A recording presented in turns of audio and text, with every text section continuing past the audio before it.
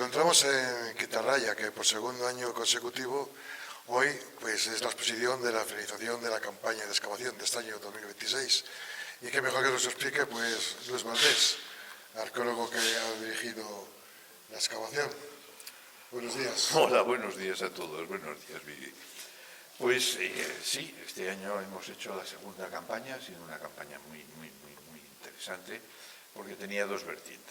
Una, continuar con lo que habíamos encontrado el año pasado, que no quedaba muy claro si era una zona de vivienda o qué era, y había bastante ceniza. Y después la zona que se hizo, la detección de la muralla a través de un sistema de georradar, que es totalmente inocuo y que nos había dado unos resultados muy esperanzadores. Estamos hablando de la ciudad arevaca de Clúrico, que no lo hemos dicho, una ciudad anterior a la ciudad romana de Clunia. Exactamente, en una campaña en el 2019 de verificación de algo que se veía desde antiguo, encontramos suficientes restos de carbón como para poder hacer una datación, y nos llevó que la muralla o se está construyendo o ya está construida en el siglo IV a.C., mitad del siglo III, en ese espacio, lo cual es muy interesante para poder compararnos con el resto de Europa y los cambios que se producen en ese momento, en el siglo IV, en toda Europa. Y bueno, pues aquello, por motivos que no vienen al caso, se dejó sin poder continuar, y ahora empezamos a buscar otros lugares de interés. Claro, en 82 hectáreas, en la ciudad indígena de Clunia, que es la ciudad de Cluniok, pues hay mucho donde encontrar, donde buscar, y la suerte nos ha llevado a uno de los sitios más difíciles, porque no es una vivienda, pero más interesantes porque es un lugar de artesanía, es un lugar donde se está fundiendo bronce, donde se está fundiendo hierro, donde se están haciendo objetos y reciclando otros. Y esto, pues, francamente, es muy bonito, porque nos da un nivel de la técnica de aquella época. ¿Es una ciudad grande? ¿Se sabe más o menos la población? No, calcular la población hay muchas formas que se calcula. Yo prefiero que no sea una noticia. No sabemos, no podemos calcular la cantidad de gente que vive aquí. Lo que sí que sabemos es que la ciudad es muy importante, porque no solamente es su extensión, no solamente es lo que hemos encontrado en la muralla, sino que además sufre dos asedios escritos, lo conocemos por los textos romanos, dos asedios en el siglo I a.C., y luego el nombre de la ciudad indígena se adecúa al lenguaje romano, al latino, y pasan a llamarla Clunia. De hecho, en los textos antiguos se le llama Clunia, lo que ha generado bastantes problemas en cuanto a aceptar la ubicación en este cerro. Pero por suerte, en 1918, como ya he repetido en alguna otra ocasión, alguien vendió una moneda que terminó llegando al Museo Británico, y en la moneda aparece Columniocum, escrito en celtibérico. Y esto nos permite saber que la ciudad es la ciudad de Clunia. ¿Que la tenemos por ahí atrás? No. Pero bueno, que más o menos sería... Estas son estelas. Tenemos las monedas, las tenemos en aquel otro panel, que son todas las monedas que existen, y la localización que sabíamos hace 2 años de dónde estaban. Que son colecciones privadas y 3 museos: el Museo Británico, el Museo Arqueológico Nacional y el Museo de Palencia. Para emitir su propia moneda tiene que ser una ciudad importante, me imagino. Evidentemente, porque la moneda no es propia de cada ciudad. La plata en este entorno no es abundante, por lo tanto tienen que adquirir la plata, y luego no todos los sitios tienen alguien capaz de hacer estas maravillas que hacen en un tamaño tan pequeño como son los dibujos de las monedas. Entonces se postula ahora que son cecas itinerantes, gente que va de un sitio a otro con encargo y hace las monedas. Son monedas no para comprar pan y huevos, sino que son monedas con las que se paga pues tributos, o se paga la presencia de mercenarios o cosas así. Si quieres, nos expliques un poquito lo que se ha recopilado en la excavación de este último año. Bueno, sí, aquí hemos puesto cosas que proceden de distintos momentos, pero que están en el estudio, no dejan de estar en el estudio.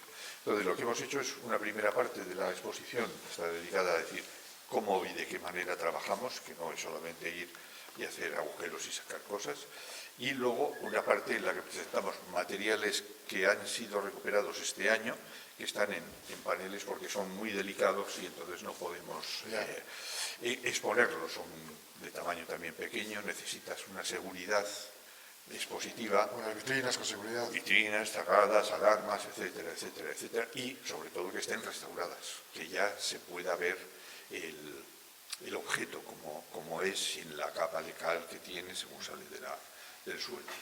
Y lo que hemos hecho ha sido traer lo que es una representación de la vida civil. Por un lado, la introducción está en escoria, aparecen prácticamente por todo el Cluniac, lo que nos está diciendo que estas escorias Había fundiciones. Son los restos de muchas fundiciones, muchos momentos en los que se está fundiendo.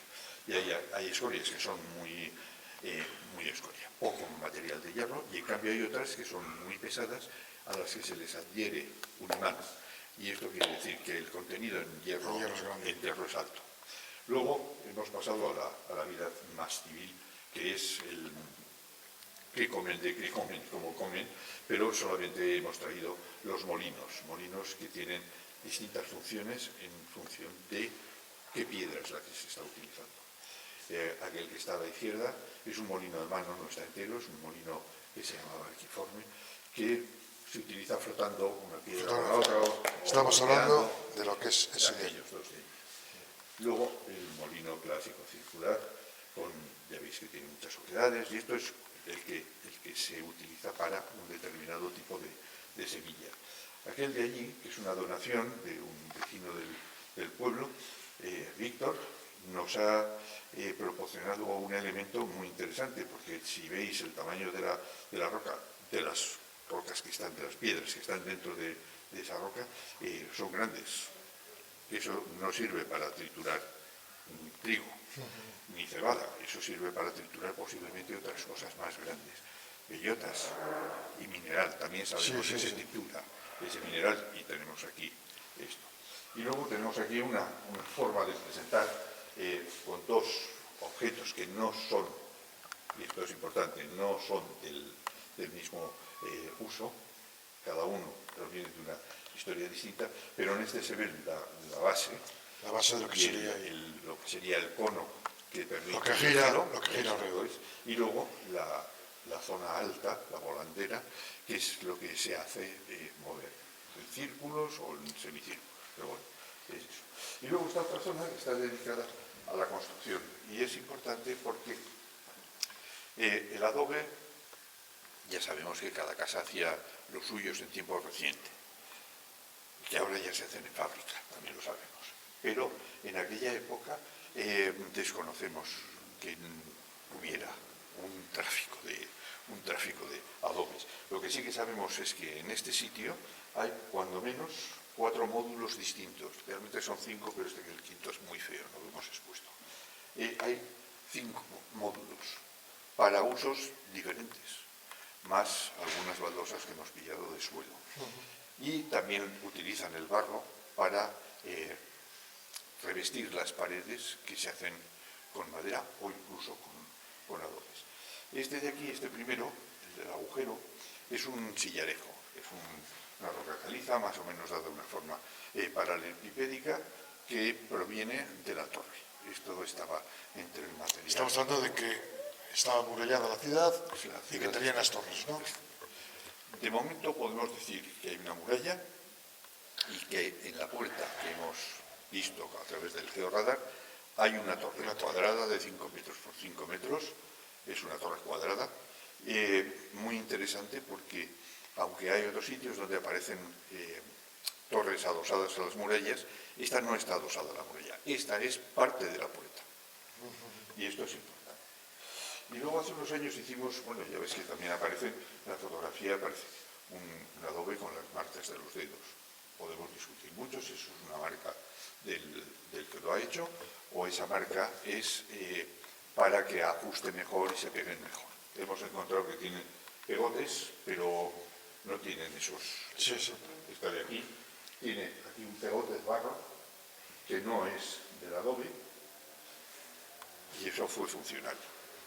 Y luego, hace unos años, hace 2 años, hicimos un taller para intentar entender cómo hacen el adobe, qué tiempo de secado tiene, qué ritmo lleva, etcétera, etcétera.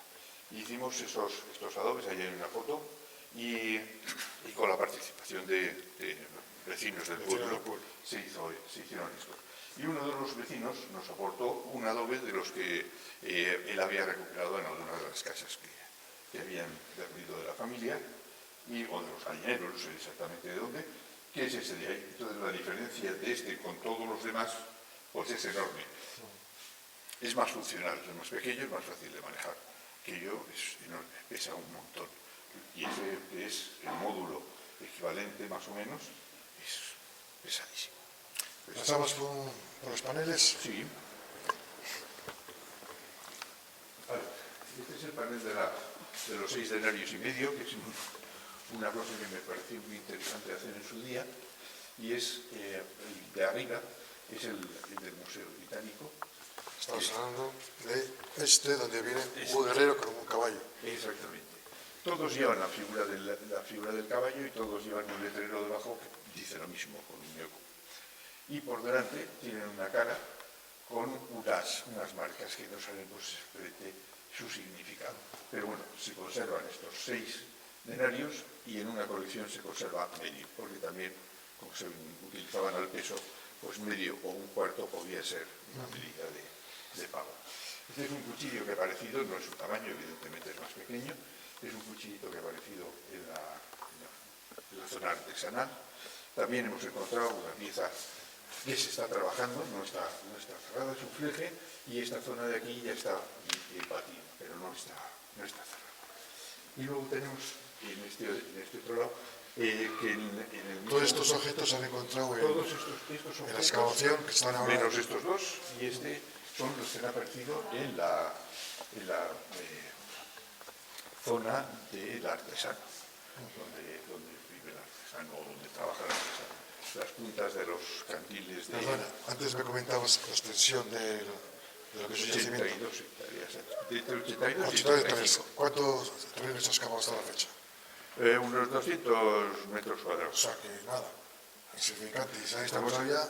Se han encontrado muchas cosas. Muchas cosas. Muchas cosas. Lo que pasa es que, claro, son cosas que están muy, muy rotas.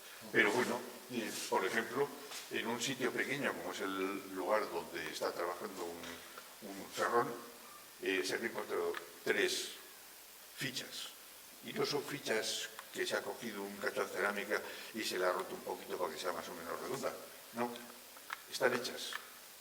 Están hechas para que sean unas fichas.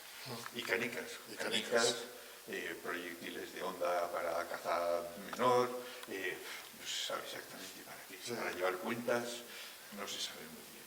Y luego el fondo de una copa es esto, y ha aparecido entera. Lo normal es que nos aparezcan en cachos, que nos aparezca un trocito de aquí. Pero estaban pintadas, por lo que veo. Estas sí, estas son 2 piezas que están pintadas, son muy bonitas, siglo I, antes de Cristo, con lo cual también nos han servido para tener una idea. Cuando los romanos llegaron, se abandonó toda la ciudad, ¿o no se sabe? No se sabe qué es lo que pasa. Después del año 56 hay muchas cosas que cuentan, dicen, pero no hay un texto que nos diga nada en concreto. Ahora tenemos que hacerle hablar a este sitio y saber si realmente lo que hicieron fue arrasarlo. No lo arrasaron, llegaron a un acuerdo, no se sabe nada de nada. Y pasan entre el año 56 y que Clunia está ya viva, y eso no fue un lego que vinieron y lo montaron, pasan muchas décadas. Y en esas décadas no sabemos qué sucede. Bueno, pues esperemos que esta ciudad nos dé muchas alegrías, recuperando que nos veamos muchos años aquí. Muchos años aquí. Pues muchas gracias, Luis. Muchas gracias a ti. A seguir con este tema que es muy interesante. Yo creo que a todo el mundo le interesa. Esperemos que sí, que siga interesando. Muchas gracias. Gracias a ti. Gracias, Blake.